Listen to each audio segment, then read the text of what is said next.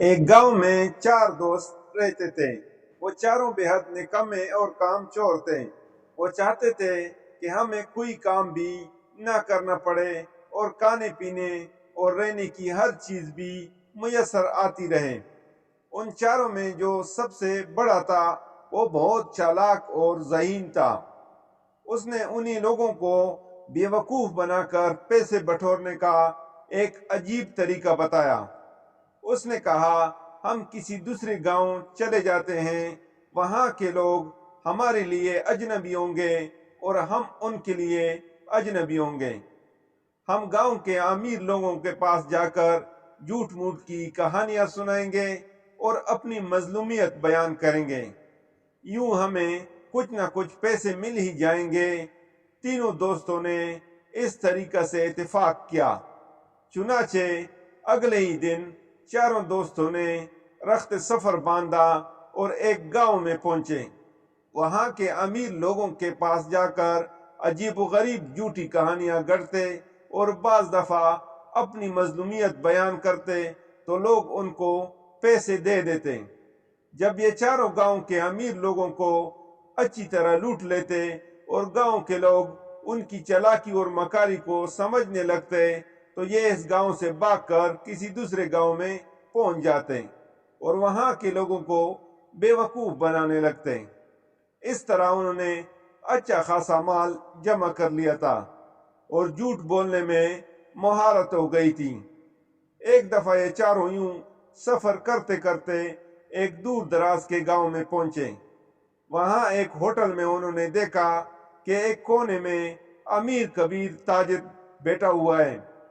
اس کے آس پاس اس کا قیمتی سامان بھی پڑا ہوا تھا اور اس تاجر نے قیمتی لباس پہنا ہوا تھا۔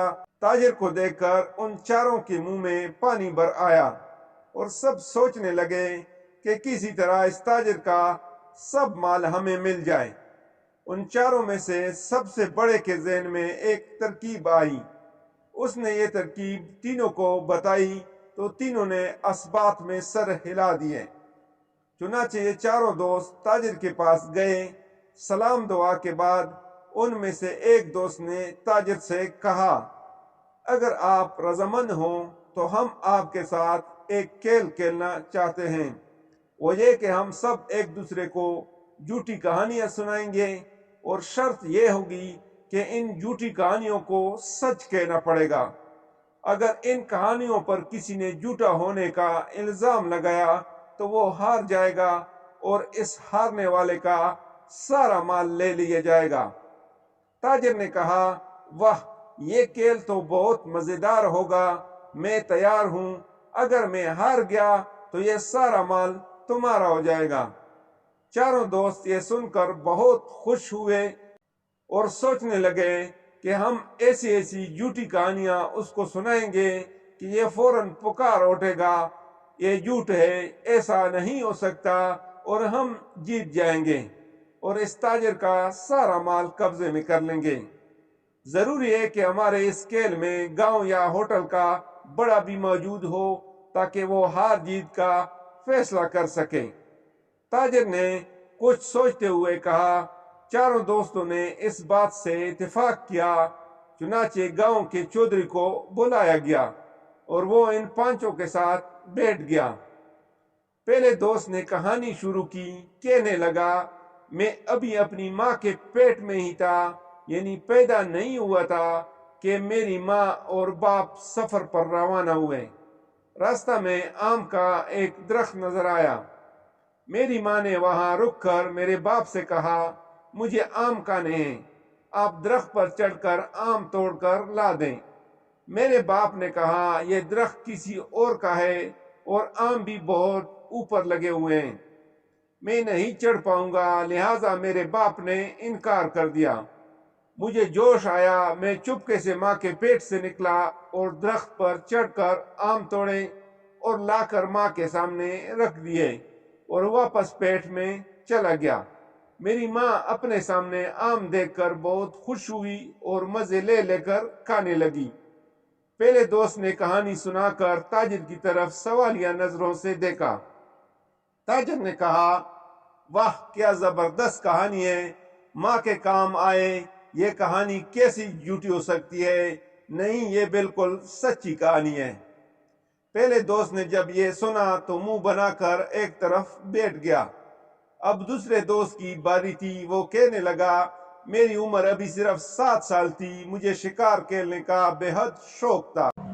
ایک دفعہ میں جنگل میں گیا، وہاں اچانک مجھے دور ایک خرگوش نظر آیا۔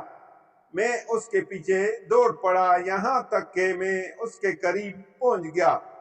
جب میں اس کے قریب پہنچا تو معلوم ہوا کہ وہ خرگوش نہیں بلکہ شیر ہے۔ شیر نے مجھے دیکھ کر میری طرف بڑھنا شروع کیا۔ اب تو میں بہت گھبرا گیا اور شیر سے کہا، دیکھو شیر بھائی، میں تو تمہارے پیچھے صرف اس لیے آیا تھا کہ مجھے لگا جیسے آپ خرگوش ہو، خدا کے لیے مجھے جانے دو۔ لیکن شیر نے میری بات نہیں مانی اور دہاڑنے لگا۔ مجھے بھی غصہ آ گیا اور میں نے ایک زوردار تھپڑ شیر کو مارا۔ شیر وہیں 2 ٹکڑے ہو کر مر گیا۔ واہ واہ، کیا بہادری ہے! بندہ کو ایسا ہی بہادر ہونا چاہیے۔ یہ کہانی بالکل جھوٹی نہیں ہو سکتی۔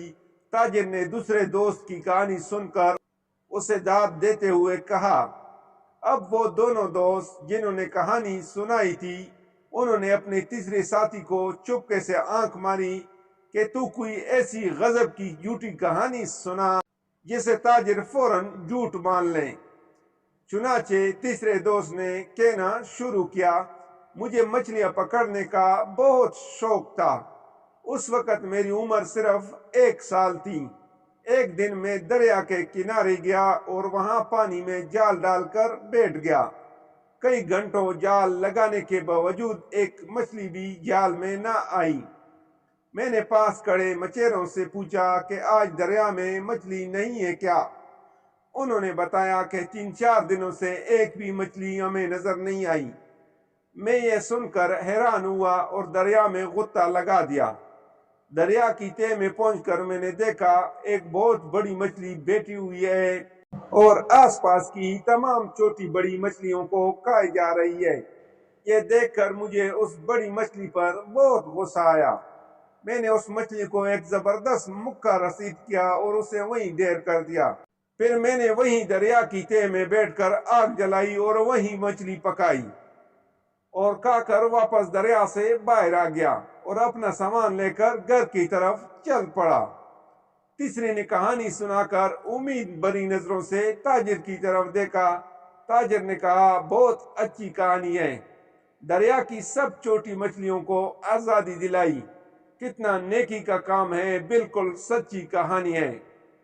اب چوتھے دوست کی باری تھی۔ اس نے کہنا شروع کیا، میری عمر صرف 2 سال تھی۔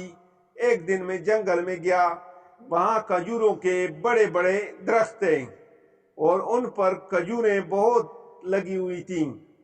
میرا بہت دل چاہا کہ میں کھجوریں کھاؤں، چنانچہ میں درخت پہ چڑھا اور پیٹ بھر کر کھجوریں کھائیں۔ جب میں نے درخت سے نیچے اترنے کا ارادہ کیا تو مجھے لگا میں نیچے اترتے اترتے گر جاؤں گا۔ میں بھول گیا تھا کہ درخت سے نیچے کیسے اترتے ہیں۔